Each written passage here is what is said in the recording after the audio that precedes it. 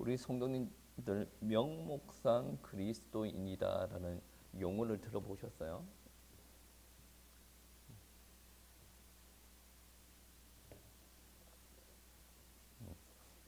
못 들어본 걸로. 여러분이 명목상 그리스도인과 좀 결이 비슷한 단어가 Sunday Christian. 교회 와서 예배만 드리고 교회 안에서만 이제 기독교인처럼 그렇게 생활하는 사람. 명목상 그리스도인들은 하나님을 믿는다라고 하는 것 같습니다. 그리고 교회 안에 같이 예배 드리고 같이 교제도 나누고 같이 생활을 하는 사람이에요. 근데 우리가 말하는 그리스도인과 명목상 그리스도인의 차이점이 무엇이냐면 하나님을 진짜로 믿는지 안 믿는지 그게 차이예요. 명목상 그리스도인도 믿는다 그럽니다. 우리가 믿고 싶다, 내가 믿는다 이게 믿는 게 아니라 하나님께서 성령을 부어주셔야 거듭남, 회심이 일어나지 않습니까? 기독교인들은, 크리스천들은 이 회심이 진짜로 일어난 사람들, 성령 체험이 있는 사람들을 두고 이야기하는 거고, 명목상 그리스도인은 본인은 회심을 했다라고 합니다. 근데 본인은 회심을 했다고 착각하는 사람이죠. 여전히 본성은 하나님의 자녀가 아니라 옛날 육의 본성 그대로 가지고 있는 거예요. 그래서 이런 부분들이 있죠. 만약에 우리가 기도하십시다라고 하면 다 기도합니다. 명목상 그리스도인들도 똑같이 눈 감고 기도하면 하나님이 이렇게 저렇게 예수 그리스도 이름으로 똑같이 기도합니다. 근데 기도할 때 우리의 행위만 이런 행위가 일어나는 게 아니라 우리가 기도할 때 영적인 것이 움직이기 시작하지 않습니까? 명목상 그리스도인은 그게 없어요. 기도할 때도 하나님께서 은혜 주시면 그게 없단 말이야. 그 이후에 또 하나님을 실제로 믿으면 어떻게 될지 믿으면 또 그런 일들이 일어나겠지만 명목상 그리스도인은 참으로 사람이 착해. 헌신도 많이 해. 교회에서 예배도 많이 드리고 헌금도 많이 하고 막 여러 가지 잘합니다. 그런데 외형적인 모습은 있습니다. 근데 중요한 게 한 가지가 빠졌다. 예수님 시대의 바리새인과 비슷하죠. 구제도 많이 하고 예물도 많이 드리고 기도도 많이 하고 예배도 잘합니다. 그런데 실제로 하나님을 믿지 않았어요. 하나님에 대한 체험이 없습니다. 예수님께서 살아생전에 니고데모가 오셨지 않습니까? 니고데모가 바리새인 중에 바리새인이에요. 그리고 종교 지도자 아니겠습니까? 그 사람이 예수님의 말을 못 알아들었습니다. 다른 무식한 사람들도 다 알아듣는데 그렇게 많이 배운 사람은 못 알아들어요. 왜 못 알아듣습니까? 체험이 없어서 그래요. 명목상 그리스도인도 마찬가지입니다. 자기네들은 이렇게 한다라고 합니다. 근데 얘는 가. 근데 얘는 가는 거와 실제로 경험해 보는 것은 하늘과 땅 차이입니다. 여러분 그거 있지 않습니까? 연애를 책으로 배우는 사람들 있지 않습니까? 막 일사천리인데 연애로 책으로 배운 사람들은 실제로 연애해 본 사람들과 이렇게 대화를 해보면 차이가 많이 나죠. 성경이 성령님에 대해서 완벽하게 세세하게 묘사를 다 할 수가 없습니다. 근데 성령 체험하는 한 사람과 그렇지 않은 사람들은 하늘과 땅 차이죠. 그리고 여러분 한번 보세요. 여러분 이기적이죠? 이기적이잖아요. 이기적이지 않는 것처럼 아닌데 이기적이 맞습니다. 저도 이기적이고. 근데 이 이기적이게 극복이 되려면 하나님의 사랑이 있어야 돼요. 하나님의 사랑이 있어야 되는데 우리가 주님께 부르심을 받을 때 어떤 부르심도 있냐면 하나님으로부터 사랑을 받고 그 사랑을 이웃에게 사랑을 줘라라고 이야기를 하죠. 근데 명목상 그리스도인은 그 가르침을 좋아합니다. 그 가르침을 싫어하는 사람들도 있겠죠. 대부분 좋아해서 그렇게 섬깁니다. 이 섬김의 스타일이 어떤 스타일이냐면 하나님을 안 믿어도 구제 활동하는 사람들 있지 않습니까? 그런 마인드로 활동해요. 그렇게 하다가 정말 자기한테 문제가 오거나 자기의 능력이 안 됩니다. 그러면 어떻게 일들이 일어나죠? 포기를 해버려요. 왜 그런 줄 아십니까? 이웃을 섬길 때는 사랑이 있어야 돼요. 이 사랑은 정말로 인간이 인간을 바라볼 때 측은하고 이 정도의 사랑이 아니에요. 하늘에서 오는 사랑이 있어야 하나님의 사랑으로 지역을 섬기고 이웃을 섬길 수가 있어요. 근데 명목상 그리스도인이 그게 없단 말이에요. 그러니까 교회 안에 명목상 그리스도인이 많다라고 한다면 그 교회는 심각한 문제입니다. 제가 예전에 공부할 때 잘못된 회심은 자살 행위다라고 표현을 한 박사님이 있었어요. 그게 뭐 영어로 표현된 거라 이게 제가 100% 이렇게 잘 설명을 하지 못하겠는데, 잘못된 회심이 무엇이냐면 교회 안에 회심도 하지 않았는데 다 회심을 했다고 생각해요. 그게 교회 자살 행위다. 여러분 회심한 거 맞아요? 잘못했다면 어떡하려고?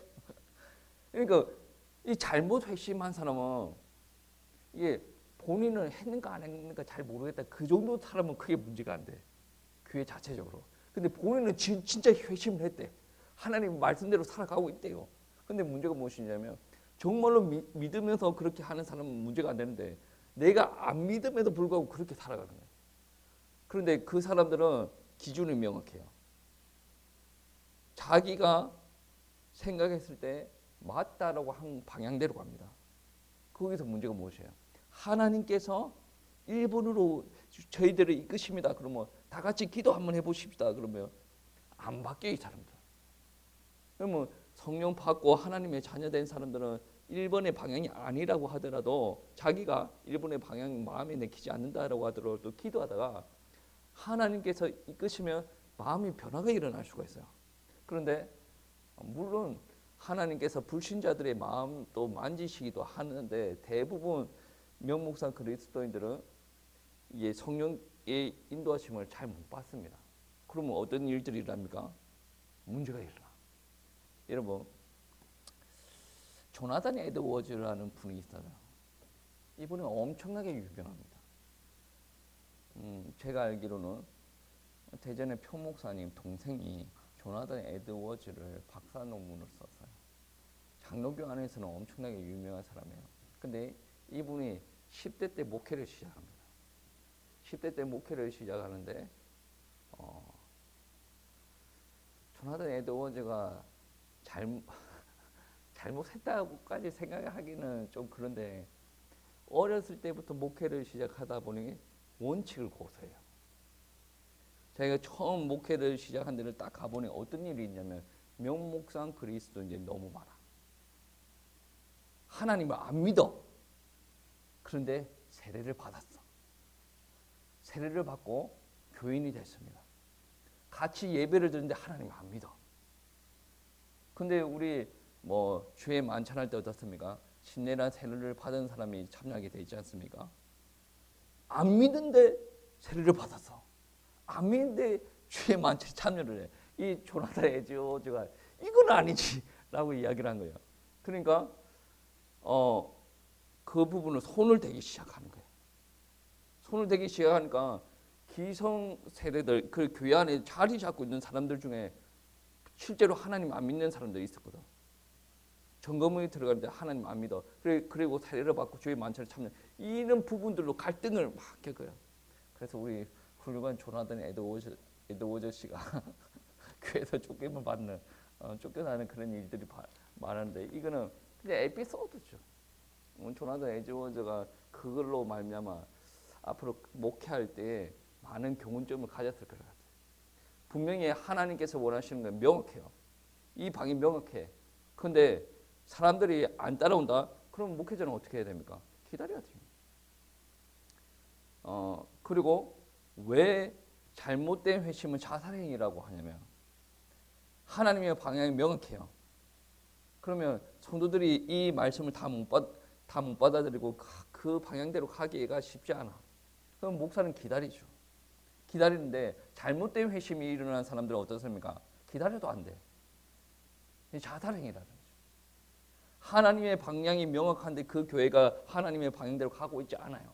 하나님께서 기뻐하시는 모습이 아니죠. 잘못된 회심을 한 사람들 수두룩해. 그러면 이 교회는 100년이 지나도 자기네들 원하는 교회의 모습으로 가고 있다.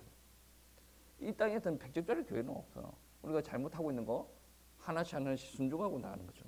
목사라고 해도 우리 이 땅에서 최고로 제일 큰 교회가 여의도 수목원교회라고 그러죠. 조 목사님이 살아계실 때 70만 명 넘는 교인들이 있었으니까. 근데 아무리 그렇게 훌륭한 목사님이더라도 100점은 될 수가 없어요. 다 연약한 부분들이 있죠. 그러니까 성령께서 거하시면 하나님께서 원하시는 모습으로 바뀌어가는데 교회가 바뀌어가야 되지 않습니까? 교회가 안 움직여. 안 바뀝니다. 잘못된 회심은 교회의 자살행위다라고 표현한 그 박사님이 하는 말이 그거예요. 분명히 성경은 교회에게 계속 이야기를 하고 있습니다. 근데 교회는 교회 안에 모여있는 사람들 바뀔 생각을 안 해. 교회가 자꾸 커지기 시작합니다. 더 바뀔 생각을 안 해. 교회는 많이 큰 교회라고 할지라도 명목상 그리스도인이 많은 교회들은 그만큼 교회가 위태위태한 거죠. 여러분 오늘 말씀을 보시면 명목상 그리스도인 그런 단어는 없어요. 근데 외적으로 하나님을 믿는 것 같은데 하나님의 말씀을 순종을 안 하는 거예요. 난 기도해요. 난 찬양해요. 난 헌신합니다. 그런데 하나님께서 원하시는 부분이 있어요. 그쪽으로 못 가는 사람들은 이제 한 번쯤은 점검이 일어나죠. 나는 믿는데 왜 그럴까? 내 생각이 너무 강했네. 그러면 하나님 제 생각이 정말로 하나님의 뜻보다 강하지 않게 이렇게 해주세요. 그런 기도도 일어날 수 있을 거지 않습니까? 다 사람이 같은 뜻을 가지고 있지 않지 않습니까? 오늘 말씀 보시면 어떻겠냐면 그런즉 누구든지 그리스도 안에 있으면 새로운 피조물이라 이전 것은 지나갔으니 보라 새 것이 되었도다 라고 표현하는 거죠. 이전 것은 지나갔으니 라고 하는 것은 죄된 모습을 두고 이야기하는 거고 새 것이 되었도다 라고 하는 것은 우리가 하나님의 자녀 되었다라는 말을 이야기하는 건데 이전 것은 지나갔으니 새 것이 되었다라고 하는 말은 완료형입니다. 뭐 그리 어려운 말을 씁니까? 쉽게 표현하면 예전 것은 지나갔고 새 것이 되었다라는 것은 한번 일어나네요. 완전히 일어난 거예요. 다시 돌아갔다가 다시 내가 옛날 사람 되고 새 것이 되고 다시 돌아갔다가 예전 사람 되고 새 것이 되고 그게 아니에요. 내가 예전에 죄된 모습으로 있었어요. 근데 하나님의 은혜로 새 것이 되었습니다. 그러면 나는 지금 완전히 새 것입니다. 근데 문제가 무엇이냐면 우리가 하나님의 말씀을 완전히 모릅니다. 하나님의 말씀대로 다 살아보지 못했어요. 그래서 그때 양육이 필요하고 그때 또 신앙생활을 할 때 어려움이 찾아오지 않습니까? 믿음으로 기도하고 예배 드릴 때 체험하고 영적인 성숙도 경험할 수가 있는 거예요. 그러니까 이전 것은 지나갔고 새 것이 되었다. 이 새 것이 된 상태에서 하나님의 말씀 듣고 기도하고 예배하고 순종하고 있을 때 하나님께서 역사를 일으켜요. 명목상 그리스도인들은 예전 것은 아직 안 지나갔어. 예전 것을 그대로 잡고 있으면서 막 열심히 하려고 하는데 자기 생각과 다른 게 있으면 이제 분쟁이 일어나기 시작합니다. 예전 것은 지나갔고 새 것이 왔다라는 것은 재창조의 역사입니다. 그래서 새로운 피조물이라고 이야기를 하지 않습니까? 새로운 피조물이 되면 어떤 역사가 일어나는 줄 아십니까? 본성이 바뀝니다. 본성이. 여러분 한번 생각해 보세요. 우리는 아담 안에서 태어났어요. 아담 안에서 태어났다라는 것은 죄의 본성을 그대로 가지고 태어났다라는 말이에요. 여러분 영적인 치유가 필요한 사람들 잘 한번 생각해 보세요. 기도 받으면 치유가 돼요? 될 수도 있지. 근데 완벽한 치유가 일어날 수가 없어요. 여러분 다 아시지 않습니까? 종양이 생겼어요. 종양이 떼놓으면 치유가 일어난 거예요? 아닙니다. 저희 장모님 같은 경우에는 종양을 제거하는 수술을 했어요. 악성이 아니라서 정말 다행스럽게 방사능까지 안 갔어요. 그 다음부터 어떤 일을 하냐? 겨울 되면 마스크도 끼고 다녀요. 그리고 음식도 자극적인 거 안 먹고 야채 위주로 많이 먹고 그리고 교회에서 이제 헌신을 많이 했어요. 그 헌신을 조금 내려놓게 됐어요. 목사님이랑 대화하고 뭐 자세한 이야기는 여러분한테 하기는 그런데 그렇게 갔단 말이에요. 그러니까 종량의 한계에 발산됨으로써 이전의 삶이 내가 잘못되었다는 거지. 뭐 교회 헌신하는 게 잘못되었다는 게 아니라 이전의 삶이 잘못되었기 때문에 음식부터 관리하는 거죠. 내가 함부로 이렇게 겨울철에 나갔다가 그렇게 하면 뭐 예전에는 상관이 없었는데 병 들고 나니 더 관리를 하고 나간다는 거죠. 여러분 영적인 질병 있는 사람들, 마음이 아픈 사람들, 치유를 받고자 하는 사람들, 이 죄의 습관을 빨리 끊어야 됩니다. 죄의 습관이라는 것을 똑같은 죄를 계속 반복하는 거죠. 그런데 여러분도 아시겠지만 내가 죄를 범하려고 해서 하는 게 아니거든. 본성이 그래요. 내 안에 들어오는 본성이 그렇단 말이에요. 그 본성이 그러면 어떤 역사가 일어나야 되냐면 이 본성을 바꿔야 됩니다. 본성을 어떻게 바꿉니까? 우리는 못 바꿔요. 17절 말씀해 보시면 누구든지 그리스도 안에 있으면 새로운 피조물이라. 이 안에 모든 것이 다 들어있어요. 아담 안에서 태어났기 때문에 죄의 본성을 그대로 가지고 태어났습니다. 근데 그리스도 안에 있으면 이 안에 있다라는 말은 연합을 두고 이야기합니다. 머리만 나는 예수를 믿어요. 그 말이 아니에요. 연합. 영적으로 그리스도의 영을 받아들였어요. 그러면 삶은 안 받아들입니까? 주님을 따라가는 거 아니겠습니까? 주님께서 이렇게 살아라 그러는데 나는 삶은 따로 살래. 왜 그러냐? 나는 이게 좋아. 이 연합이 아니에요. 본질적인 연합은 영적인 것부터 시작되는데 영적인 것이 시작되고 나면 삶적인 부분까지 같이 연합이 일어나죠. 예배 드릴 때 주님께서 우리와 함께 하시죠. 연합. 그리고 우리의 삶 가운데서도 주님께서 우리와 함께 하십니다. 연합. 연합이 일어나야 돼. 이 연합이 일어날 때 본질적으로 우리 성령께서 우리에게 오셔서 우리를 본질적으로 바꾸는 역사가 일어나는 거예요. 그래서 우리는 하나님의 성품에 동참하는 자들이 된다는 거예요. 뭐 어떤 교회에서는 막 헌신을 많이 강조하기도 하고 선교를 많이 합니다. 나쁘지 않습니다.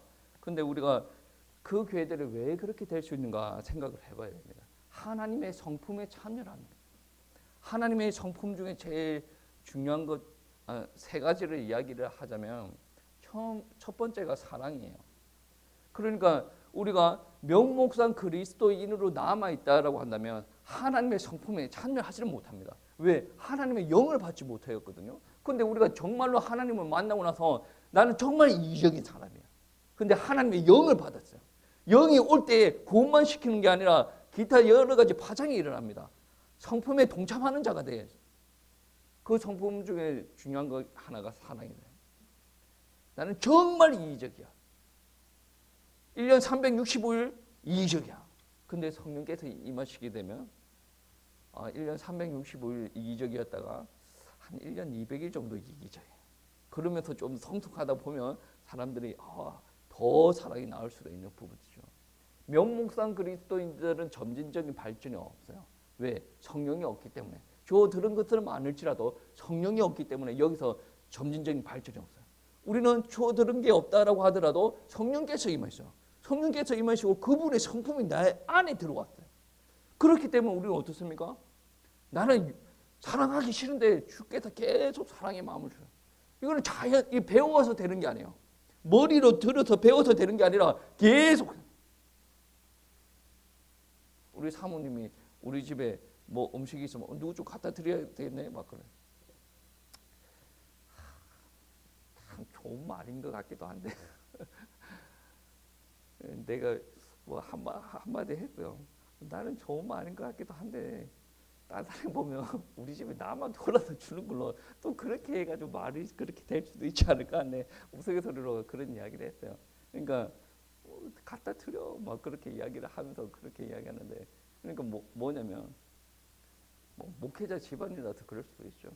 그런데 계속 그런 부분을 주님께서 계속 그런 부분을 건드리면 그렇게 움직이는 거예요.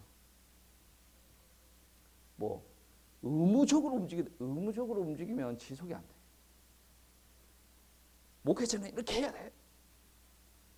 나쁘지는 않아. 근데 하나님 입장에서는 그거 하려고 하면 죽어나거든. 장로는 이렇게 해야 되고 권사는 이렇게 해야 되고 성도들은 이렇게 해야 되고 틀린 말은 한 개도 없어요. 틀린 말은 없는데 그거 따라가려면 사람 죽습니다. 근데 성령께서 임하시면 내가 안 하던 것을 따라가려면 버겁기는 하죠. 근데 성령께서 이렇게 계속 밀어주고 끌어주고 한단 말이에요. 사랑. 그리고 교회 오면 담배 피지 마세요. 술 먹지 마세요. 간음하지 마세요. 뭐 통합적으로 죄 짓지 마세요. 막 이야기합니다. 죄 짓지 말아야죠. 맞는 말이에요. 근데 내가 일평생 술 먹고 담배 피고 도박하고 막 이 여자 만나고 다니는 이런 사람이에요. 근데 옆에서 목사가 아이 그렇게 여자 자주 만나고 뭐 아내도 있으면서 이 여자 저 여자 만나고 다니면 되겠습니까? 그렇게 이야기하면 어떻습니까? 맞는 말인데 기분이 나빠. 제가 볼 때는 그런 사람들한테는 뭐 성경이 이렇습니다까지 이야기하고 굳이 이야기할 필요가 없습니다. 왜 그러냐면 죄의 습관이 있습니다. 여러분 그거 뭐 드라마 같은 데 보면 그런 거 있지 않습니까?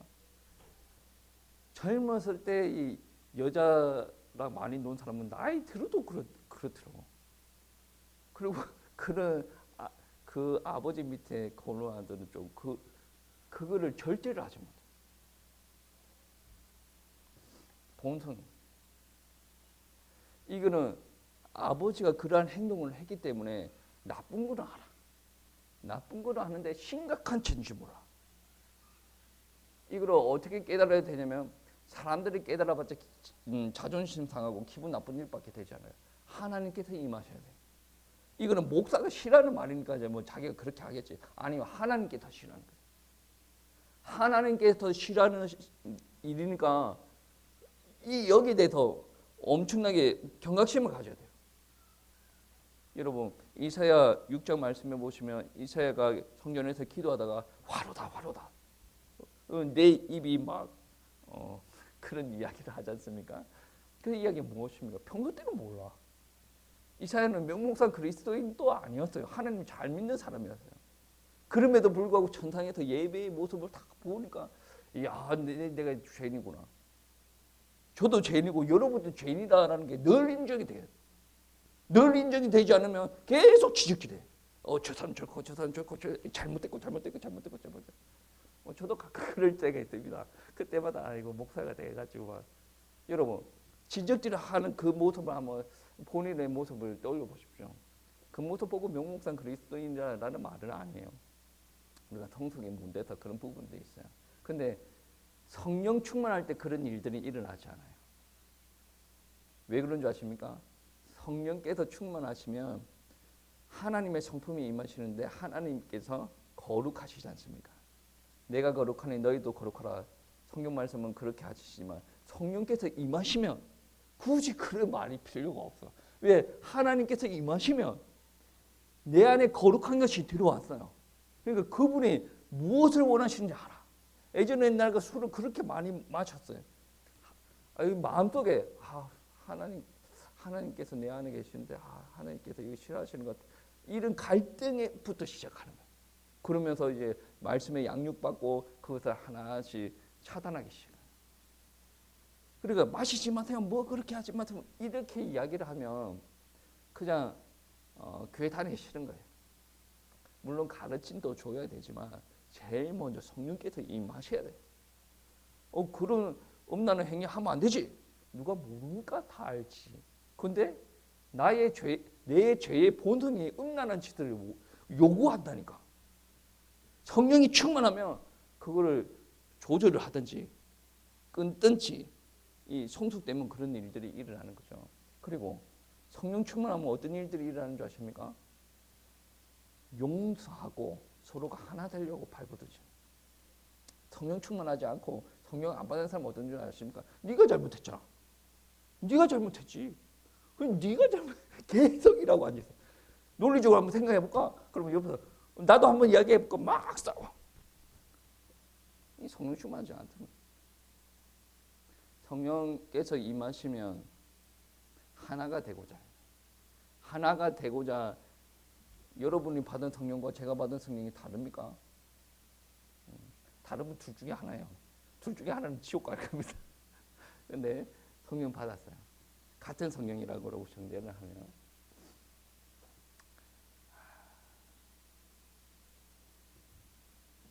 한 방향으로 나가십니다. 그 필요 없어요. 마음이 한쪽으로 움직여. 한쪽으로. 올해는 전도하십시다 라고 일하는 방향이 있고, 한쪽에서는 이때까지 전도 안 했는데 뭔 전도입니까? 그렇게 하는 사람이 있어요. 눈치를 아예 안 본다고 이야기했을 때 어느 쪽으로 설 겁니까? 라고 했으면 이 성령 받은 사람과 받지 않는 사람들이 이제 분간될 수도 있는 부분이죠. 분명한 것은 나한테 악의적으로 행한 사람들이 있습니다. 근데 서로 용서하고 가야죠. 말씀은 그래. 근데 내 안에다 욱욱함 용서 절대로 안 돼. 내 눈에 모래가 들어가더라도 용서 못 해. 근데 그분의 입맛입니다. 그분의 입맛이면 어때요? 그분은 아무 죄도 없이 우리를 위해 다 십자가에 못 박여 죽으시고 자신에게 침뱉고 모욕하고 싸대기 뺨치는 사람들을 다 용서하셨고, 십자가에 지실 때 우는 여인들을 보고 나를 위해서 울지 말고 너희 자손들을 보고 울어라, 기도해라, 뭐 그런 이야기 하시죠.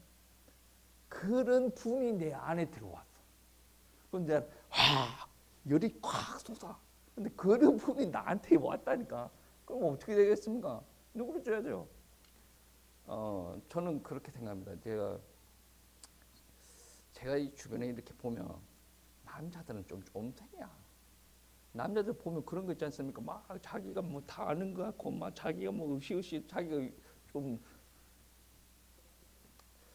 정말 이게 능력 있는 사람들은 그렇게 안 해요. 물론 사람들이 인정받을 욕구는 다 있는 것 같기는 한데 정말 세상적으로 인정 많이 받는 사람들은 굳이 인정받으려고 하지도 않아. 딱 보면 이제 대부분의 남자들이 세상적으로 이렇게 많이 치여서 그런지 좀 생긴 것 같아. 대부분이라고 하면 그렇지만 저랑 사모님을 두고 보면 제가 좀 생긴 것 같아. 마음 쓰는 거 보면 여자가 좀 넓어. 우리 교회도 보면 그렇게 다르지 않는 것 같아. 좀 그런 부분이 좀 있어요. 여러분 좀 생기라고 뭐라고 하는 거 아니에요. 근데 분명한 것은 우리 쫌생이가 있고 마음이 넓은 사람이 있어요. 누가 원하는 대로 그 공동체는 흘러갈까? 쫌생이가 원하는 대로 흘러갈 것 같죠? 아니에요. 쫌생이가 그냥 투정 부리고 자기가 원하는 대로 이렇게 하는데 결국에는 마음 넓은 사람 쪽으로. 뭐 그랬잖아요. 목사님들이 성도님들이 안 따라오면 기다려야 된다 그러죠. 기다리면서 이게 마음에 풀리도록 이렇게 같이 이렇게 가는 거예요. 우리가 아무리 쫌생이든 마음에 용서하기 싫은 마음이 가득 차든 그분이 들어오면 우리의 마음이 풀리기 시작해요. 그게 뭐냐면 용서해라, 사랑해라, 죄짓지 말아라 그렇게 말하는 게 잘못된 것은 아니지만 그렇게 말한다고 해서 될 문제가 아니고 본성이 바뀌어야 돼요. 새로운 피조물로 우리가 창조가 되어야 돼요. 본성이 바뀌지 않고서는 절대로 우리가 하나님의 자녀가 될 수가 없습니다. 새로운 피조물이 되었다라는 말은 하나님의 자녀가 되었다는 거죠. 교회 다니는 사람 중에 나는 마귀 자녀입니다 하는 사람이 있습니까? 없어요. 다 자기들이 하나님의 자녀래. 근데 점검은 하고 가야 된다. 혹시나 이곳에서 사랑이 안 되는 사람이 있습니까? 자꾸 죄를 반복적으로 범하는 사람, 혹시나 용서가 안 되는 부분들, 하나님을 믿는 사람들 중에서도 그게 안 되는 사람들이 있어요. 그러면 이게 극복이 되려면 어떻게 해야 됩니까? 이미 새 것이 되었으면 그게 극복이 되게 돼 있어요. 극복이 되려면 어떤 일들이 일어나야 되는 줄 아십니까? 성령이 충만해야 돼요. 내 생각과 내 마음이 내 것으로 충만하면 절대로 극복이 안 돼요. 성령으로 충만케 역사하시옵소서. 성령님께서 인도하시옵소서. 그래야 하나님께서 원하시는 대로 인도받을 수가 있습니다. 혹시나 이곳에서 나는 새로운 피조물이 아니다. 그럼 간절히 기도하십시오. 성령께서 뭐 저의 성품을 바꿔주시고 본성을 바꿔주십시오. 예, 지금 나는 새로운 피조물이었다. 그러면 지금까지 인도받았던 거 앞으로도 잘 인도받을 수 있도록 성령이 충만하게 역사하시옵소서 기도하시겠습니다.